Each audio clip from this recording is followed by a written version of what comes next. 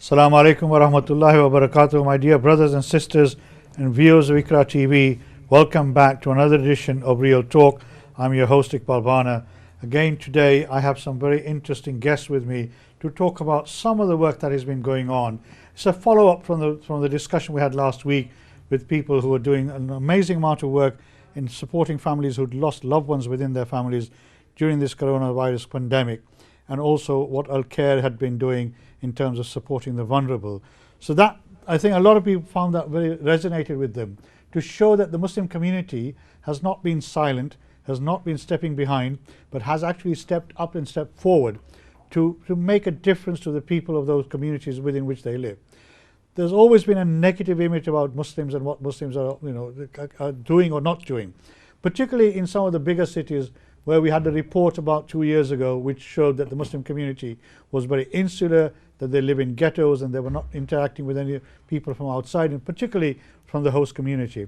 I think what has shown us during these last 2 or 3 months is that that is not the reality as people see it on the ground. And that is something that we wanted to showcase, that we as Muslims have taken this challenge on and we've responded to it as much and as far as possible as we could. And in fact, in a lot of cases, have gone beyond that. So today, again, I'm really very, very pleased to have 3 people with me at the moment, and hopefully I'll be joined by another person, one of whom you have seen before on my program, Anwar Fatimi, and 2 are new to today. Hopefully they'll be joining us in the future as well. And they are Kasif Ahmed and Khalil Ahmed. They are both from the Bradford for Better organization, which many of you are aware of as well, because we've had them on our program before. So we want to talk about some of the work that is going on. And I've just been joined by Jessica Eberston. Welcome. So all of you, assalamu alaikum wa rahmatullahi wa barakatuh. Welcome to Real Talk. Thank you for coming. Now, obviously you've all been doing some amazing and fantastic work. So the first part, we want to talk about how Muslim communities have represented and has actually been proactively involved in helping those who are less vulnerable, those who are vulnerable, those who not had the opportunity to look after themselves because they have no infrastructure or friends surrounding them. But in the second part, we want to talk about what is happening around the world at the moment, and that is about Black Lives Matter, following the brutal murder of our friend across the pond, Mr. Floyd. And that's also something we're going to touch about. And both subjects have some interrelationship, because as I said, the Muslim community is seen as not being part of the general wider society. And I think this pandemic and the way the Muslim community has responded and reacted has probably put the nail in the coffin of those who hold those views. So Salam, can I just welcome, first of all, I'll go around and introduce my guests. I have first here Kasif Ahmed, then sat next to him is Khalil Ahmed, then we got Anwar Fatima, who's been on this program before, and welcome to Jessica Eberston as well. Assalamu alaikum wa rahmatullahi wa barakatuh. Thank you for joining me. I hope you haven't traveled too far, have you? Oh, you're all local people. We're very local to the that's area. Good. So let's start with the work that Bradford for Better do. I mean, I've been watching some of the traffic on social media that I get for the work that you've been doing. I mean, from what I have seen, it's been amazing work that you've been doing, not only helping the people who work in the National Health Service, but also the vulnerable people in our community. Can you just give us a brief illustration for our viewers? What is the main activity that you've carried out over the last 2.5, 3 months? We've spent a lot of time early on with the COVID crisis, helping to recruit volunteers in collaboration with the council, the NHS, Bradford Foundation Trust, just to get the capacity of volunteers. So we were able to recruit about 700 volunteers in the first. How many? 700 volunteers within the first 3 or 4 days, right. And then we got well over 1,000 after a week. To the wow. point, yeah. So we work with Bradford Volunteering, CABAD, Bradford Council, and the NHS and a few other organisations as well. So these are 1,000 individuals from the community. Were they from all faiths and all races? Yeah. Right. So it's completely. So it's a multicultural team of people. And what were they mainly doing? So there was some people who were involved with helping a lot of vulnerable people. That was the main thing, is that obviously there's going to be some people who are working that could be affected by the virus, so we'll need to increase the capacity there. So I'm helping out with like shopping, just befriending, things like that, just any support that's needed for the elderly and the vulnerable first of all. Okay. Khalil, I mean, I know you were lots of meals were delivered to people, weren't they? Yeah. And how many meals on average were you delivering per day? Well, me personally, the referrals that I put forward through Bradford for Better, anything up to 10, and that was me personally. Right. But there was a whole ream of individuals that either couldn't get their shopping in or struggled to prepare meals for themselves. A lot of elderly, vulnerable, a lot of people with disabilities, and people obviously self-isolating that have been told to self-isolate for 3 months who are high risk of COVID. Right. But again, it's the credentials of Bradford for Better. The ethos that we actually set out to serve the community of Bradford, and how that the people of Bradford have actually warmed to that and come forward and supported us because they see that it's a genuine caring people in Bradford that just have the community interest at heart. Right. Obviously, Anwar Fatima, you've been on this program before. Welcome back again. I mean, you're part of the Bradford for Better initiative as well. I am. But you're also a very active member of the community. So, what's your reflection of how the Muslim community has stepped forward to try and make sure that those who are vulnerable, those who don't have the support network, that they are helped? How did what's your understanding, reflection of the way you've gone about it? So I think it holds testimony to the fact that we had a B4B startup before this pandemic, and the response that we got from the wider Muslim community, it has been really phenomenal. And the understanding that people are really genuinely concerned about their community. They want to represent themselves as active members now of the community, want to go above and beyond to help better their community, and that was demonstrated in so many forms prior to this. And then I think with the numbers that you're saying, I think we were even inundated further. Right. I know that in the BD3 area, it was definitely, too many people that they had to actually turn people down. Right. And that was for the bare basics, but as well as then going on to other things that finding out that, oh, such and such a person can't get out, they can't go do their shopping, would you be able to do that?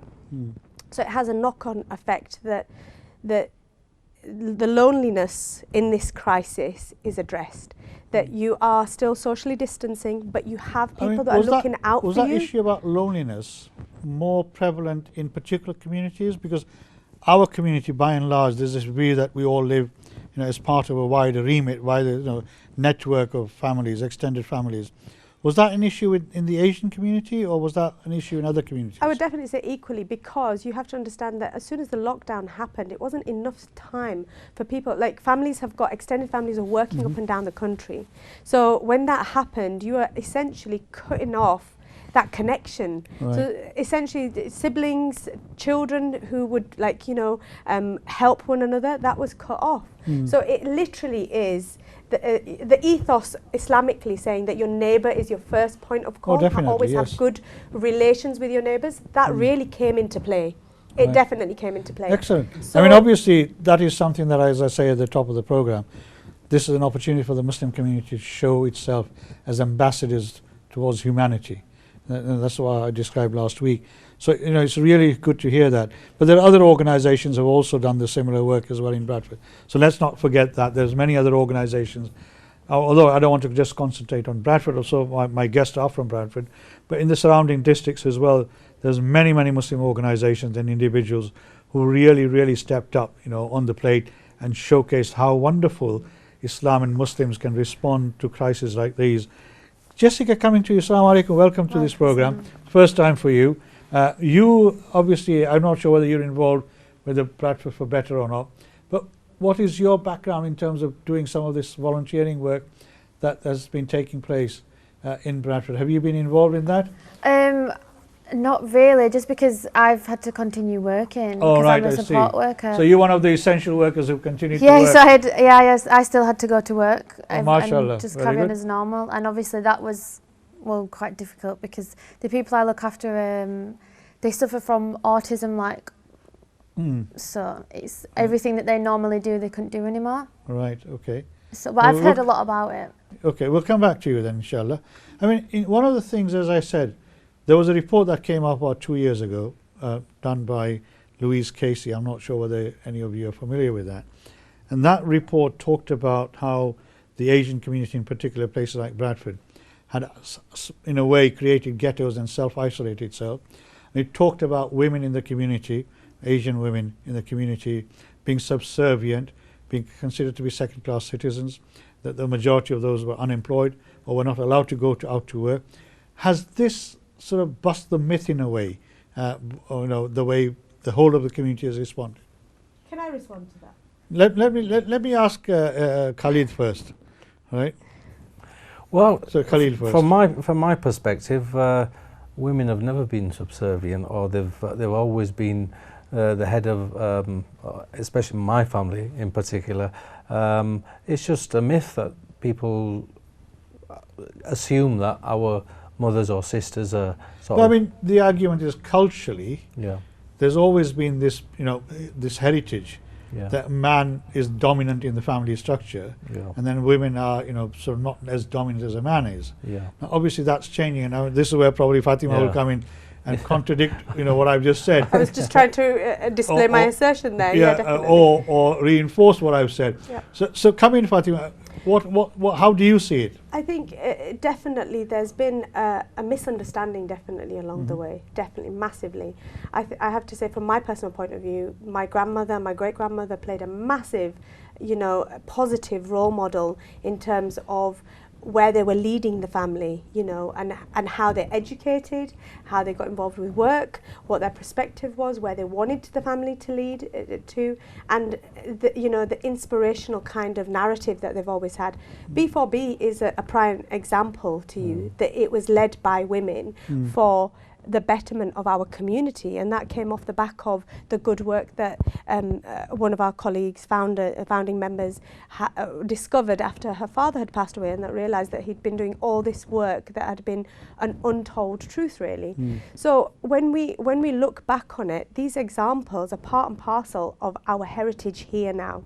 From when we first arrived, most of the sort of delicate negotiation with communities and becoming integrated in communities was done by the women. The women would go over and take the samosas and the pakoras and say, welcome, we've come into your area, this is how it is. And that's how you build good relations. And it's led from the women, because there comes a soft approach, but an intelligent approach, But has that approach actually made a difference to how the non-Asian community views the Asian community? Now, on my last week's program, I was talking about one of the organizations where I live, where they supplied food parcels to an area which is predominantly white. And it's an area where they record the highest number of votes for the BNP, for example, where the views towards Muslims and Asians was very, very blinkered and coloured in a very negative way. The Muslim people were going out and providing food, hot meals and food packages, and that has started to question these individuals, their own ideas of what their views were. Yeah. Have you seen any of that in where you've been working, in your area? Yeah, I mean, prime example for me is our neighbour. So one of our neighbours, she lives on her own now. So her daughter lives in Liverpool. Her husband passed away 3 years ago. We grew up seeing her as children, but we never really communicated. But now we've got to the point where she sees my children as like her grandchildren. Right. So, every day I go over, I'll sit across, because her daughter's in Liverpool. I'll sit across, I'll talk to her. We'll have a conversation, and whenever she needs shopping or anything like that, we'll go out and get it for her. And I think that's helped her and people that she's related with get used to this kind of, they're not what people think they are, essentially, is what it is. Is that a reflection, Jessica? I don't know whether you've had any interaction around these issues, but one of the things that, as I say, there was a very negative attitude towards Asians and Muslim community. I mean, in your circle, have you seen a change taking place by any chance? Yeah, over the years, definitely. I think it just takes that, just that first step of like building and showing, because I think you can tell someone, like when I first converted, I could sit and tell my dad till I was blue in the face, like that I wasn't gonna turn into whatever he thought I was gonna turn into, but it's always through your actions that like, and I think I've spoke to even people in my family and other people like outside of my family, but obviously white people, they've all said that like, especially in this, with everything that's been happening recently, it's made people come together more and not see like, you know, like Asian people to Asian people, white people. It's kind of mixed people together. So it has more. been a bridging of communities, right? Developing those bridges and that links and those friendships. Yeah, because people have been, like you said, he's helping his neighbour, and like if it wasn't for this, a lot of people wouldn't have reached out and helped. And there's a lot of elderly white people that live by themselves, a lot, and the care homes as well. And there's so many different things that people have been doing just in Bradford that I do think it's changed, especially a lot of elderly white people. Right. I mean, coming back to this question about, you know, community, fake race relations, community relations, multiculturalism, etc. You know, there's this notion that the right wing has been perpetuating this myth that Muslims, you know, are the purveyors, the transmitters of COVID, because they're not, you know, they're not following government guidelines, that the mosques were open. You know, Lucky Mirwan said that's not happened, and you know they've been proved to be wrong. But have you seen any? I mean, the media, for example, in Bradford. I mean, I don't follow the media in Bradford because I don't live here. But have you seen a change in the media in Bradford itself? I have. So I was involved in Bradford Foundation Trust. One of the board members, Shadim Hussain, who actually works with B4B, they started something called Fasting Friday. Yeah. So it was the last Friday of Ramadan. Yeah, he's been on my program. Yeah, and they involved quite a few people, and so that included reporters from the TNA. Did it? Yeah, so Natasha Meek was involved from the TNA. It included a massive section all the way up to Leeds of people who were from different religions. So these are non-Muslim people? Yeah, so you had Hindus, Sikhs, Christians, atheists, everything involved. I know because I personally went and dropped the food packages off that we were giving them as well. So I got to meet them all as well. And yeah, I think it has brought them quite a bit together as well. You probably know, I don't know if you noticed now, but you're seeing a bit more positive stories, especially in the TNA that I've noticed, about Muslims as well. From my opinion, I've been following it since then as well.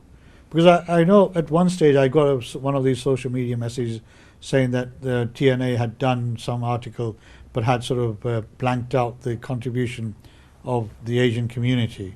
So obviously you're saying that has changed now. Yeah, I mean, Bradford for Better Word actually featured an article on Monday that was specifically written about the not just the Bradford Foundation Trust, which is a Muslim-based charity as well, but how we've been working again during this pandemic to help everybody that we can. Can I just intercede that?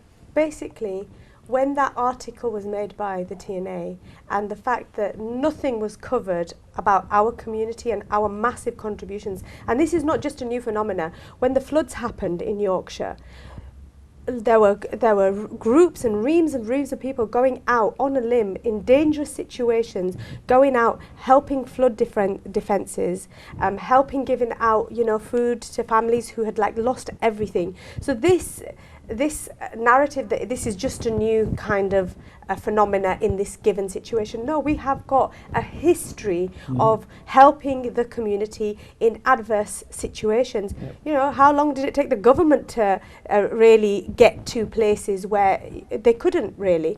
So we've always demonstrated, that was something that we brought up. That is something that is built into our faith, inshallah. Absolutely, right? absolutely. As a Muslim, as a faith community, that whenever you see somebody suffering somewhere, you step up and try and help in as much as you can. But the question I raised was about whatever happens, the only way others will find out is through the media. So the media, as I say, had this issue about not necessarily providing the positive image. But what you're saying is that is slightly changed. But also because that particular incident was brought up from B4B, and we all got together. This is including all spectrums of the community, not just Muslims in B4B, because B4B is a multitude of different communities. It's a multicultural organisation. Yeah, and they brought the TNA to accountability. and they quickly changed their narrative. There was inclusion. And this is what I'm saying. This is led from, again, you know, these subservient women, you know, saying, no, hang on a sec, in that article you didn't recognize us, so we're going to complain to you and we're going to make it change. And that's what happened, alhamdulillah. And we also, this program, your program, we have also got a different outlet. We have got coverage from media. Alhamdulillah, we're very lucky to have these organizations whereby our own voice can be heard.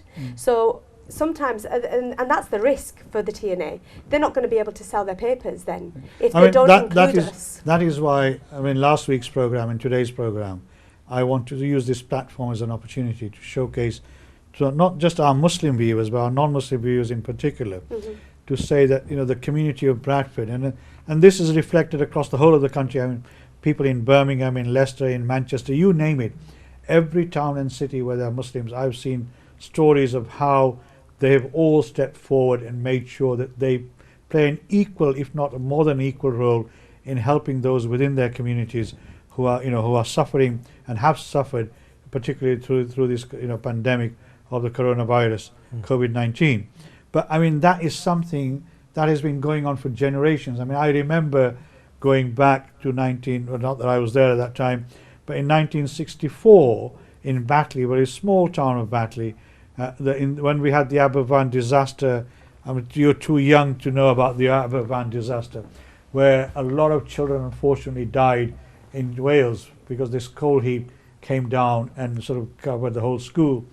And the community at that time raised some money. And this is when people were earning about £5 a week for 40 hours of work to £6 a week working, you know, in mills, extremely hard work. And they raised from a very small, tiny community at that time, something like £500 as a donation to the people of Wales. So this is nothing new. But the thing is, the media has never really showcased how we as Muslims have been involved in the type of work that you've just mentioned about the floods. So in terms of attitudes and changing of attitudes, you know, not just in the media, but in the communities, the non-Asian communities. And this is what I was asking Jessica. Have you actually seen a perception of a change taking place, that these Muslims are not just, you know, not interested in the wider community? These Muslims are not just sponges and, you know, groomers and drug dealers, etc. That the Muslims do care about other people as well.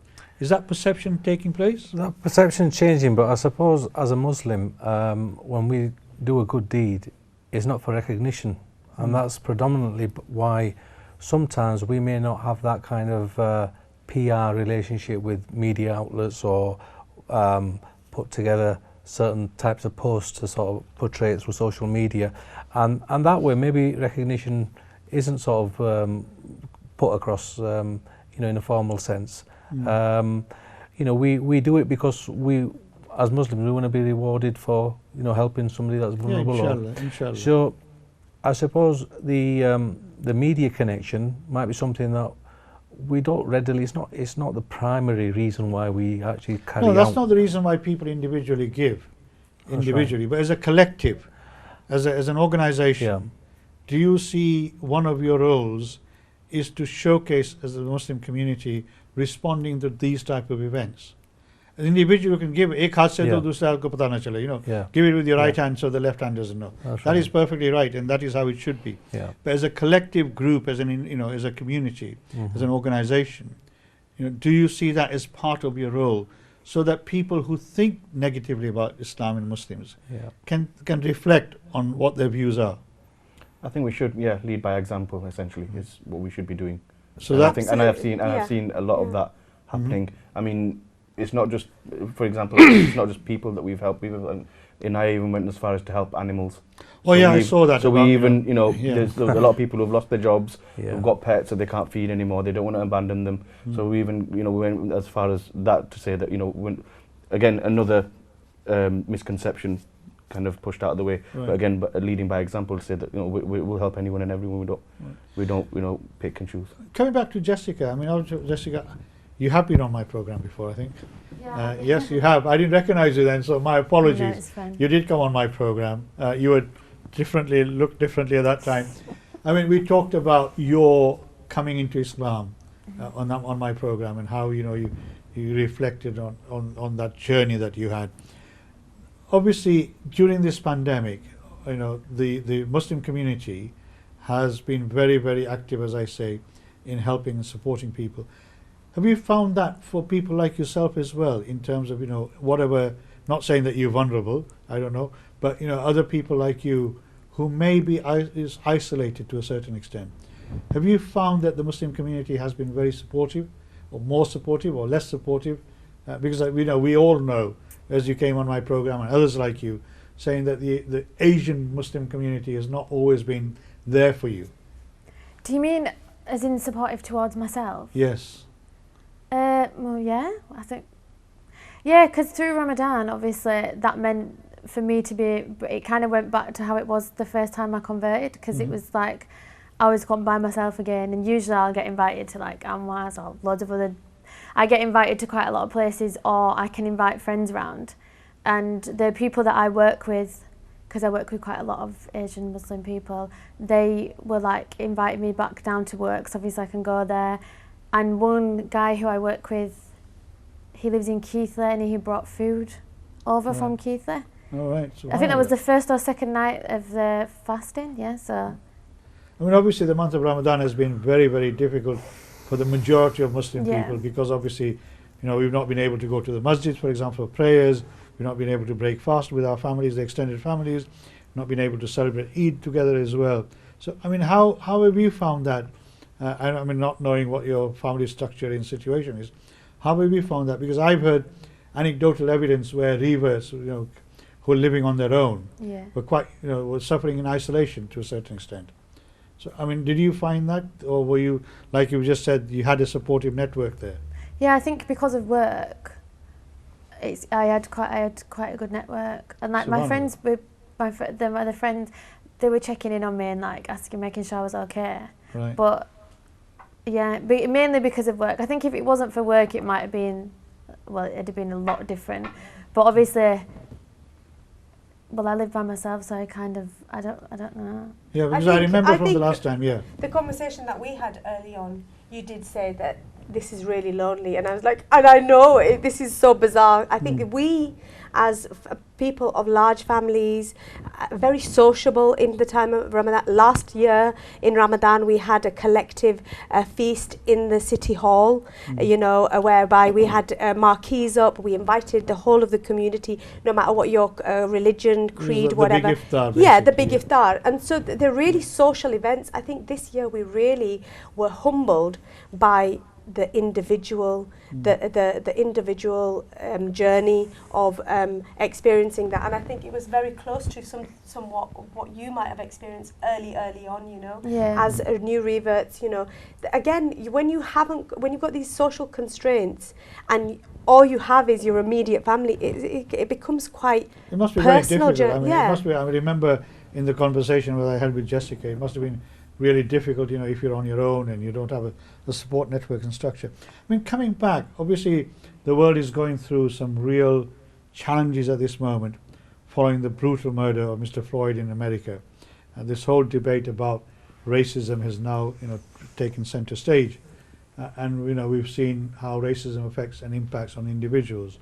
I mean, I remember when I came to this country, well, many years after I came to this country, one of my first experience of racism was I was a group of white people, and they invited me to a meeting, to a place which was a working men's club, and this was when I was very young, and they promised me that they won't go into the part that was alcoholic, where they sold alcohol. They had a meeting room, so I said, okay, fine, I'll come. And as I got to the door, I was told, sorry, you can't come in because you're not white. And that is in 1974. Now, many people, of my generation faced that. Now, this discussion, debate about racism at this moment in time, I mean, how you are young people, you probably all of you have grown up in this country, you went to school in this country, you went to universities, you're working in this country in professional organizations. Have you had this experience of racism in your life, and how has it affected you? Has that helped you to develop to be the person that you are? I've experienced racism, but Right. it's never been part of work. Right. So the people that I work with are a lot more forward-thinking. They're a lot more including this kind of stuff. I mean, we just had a discussion about it for about an hour and a half at work today as well. Right. And they do like to discuss about this, but I have experienced racism outside, you know, just in the general public. Most Asian and African Caribbean young people or people of color who went to school like I did here, you know, we were beaten up regularly every week. We have the scars for it as well. But I mean, did you also face that in your generation? I personally, myself, I obviously grew up in the 80s, and generally speaking, the schools were predominantly white that I went to, and used to experience racism quite regularly, and I think we became resilient to it and learnt coping mechanisms to deal with it. You know, we'd go home a different way from other boys or girls, and through school might sort of stay on the quiet side or sort of not be noticed. Try to hide away. Yeah, whereas as we got a bit older, then we'd retaliate and sometimes fight in the corridors and the playgrounds, and that's just the way life sort of evolved, and until I suppose you mentally become stronger and you're able to sort of voice your dissent at somebody being racist towards you. And I think nowadays there is an element of racism, but I think the Bradford community in the areas that sort of we've grown up and where we live, there's not much of it. That's why our mums and sisters feel safe. I don't think it's the same in other parts of the city or in other cities. I think Bradford is unique in that sense. I mean, obviously the experiences of sisters is different to men's. There's no doubt about it. And sisters are much more prone to be victims of racism, or particularly Islamophobia at the moment, in the last few years. I mean, the experience, I mean, you're a community activist in Nwara Fatima. You were a fighter for social justice and equality. I'm sure all of you are. But I know you particularly campaign for equality and social justice. This discussion and debate that is taking place at the moment about racism, although it's focused on the African Caribbean community in this country, right? And also the African Caribbean or the Afro-American community in the States around the world as well is happening. Do you see this as an opportunity for people to use this platform to try and bring about change? Because when we talked about the media, for example, the media is still fairly sort of blank towards people of color and faith, in particularly the Muslim faith. Do you see this as an opportunity, the tragic death of Mr. Floyd and the reaction and the response from people, as an opportunity to try and have another really good look at it and have an honest debate and see what we can do about it? Absolutely. I think the media bias is unapologetically visually there for everybody to see, and we need to combine together and say that this is enough. The media needs to be fair, and it needs to cover the truth, basically. The truth is that within our own communities growing up, equally, I did suffer racism, particularly sometimes to do, because visually I wear hijab. I've always I just need to go for a break now. Sorry about this. I know you're in your flow, and I hate to stop you while you're in your flow, and specifically, I know so we're going to go for a break. Please don't go away. Interesting part of the discussion debate. We'll be back with you soon. Assalamu alaikum wa rahmatullahi wa barakatuh.